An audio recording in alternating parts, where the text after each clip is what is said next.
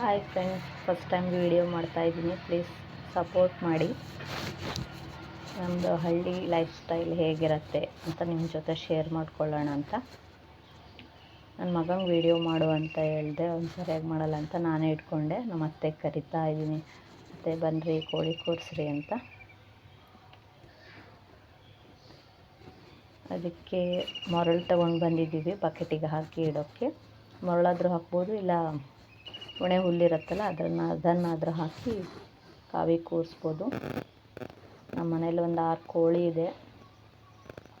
ಇಷ್ಟು ದಿನ ಗುಡುಗು ಮಿಂಚೋಯ್ತು ಅಂತ ಕಾವಿ ಕೂರಿಸಿರ್ಲಿಲ್ಲ. ಇವಾಗ ಸ್ವಲ್ಪ ಬಿಸಿಲಿದೆ, ಕೂರಿಸೋಣ ಅಂತ ಮೊಟ್ಟೆ ಒಂದು 12 ಮೊಟ್ಟೆ ತೊಗೊಂಡಿದ್ದೀವಿ.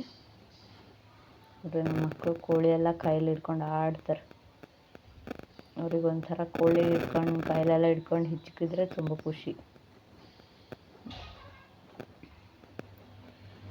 12 ಮೊಟ್ಟೆ ಇದ್ದಾವೆ. 12 ತೆಗೆಯುತ್ತೆ ಅಂತ ಹೇಳೋಕ್ಕಾಗಲ್ಲ. ಒಂದು ಸಲ ಅಷ್ಟು ತೆಗಿತವೆ, ಒಂದು ಸಲ 10 ತೆಗಿತವೆ, 8 ತೆಗಿತವೆ. ನೋಡ್ಬೇಕು ಈ ಸಲ ಎಷ್ಟು ತೆಗೆಯುತ್ತೆ ಅಂತ.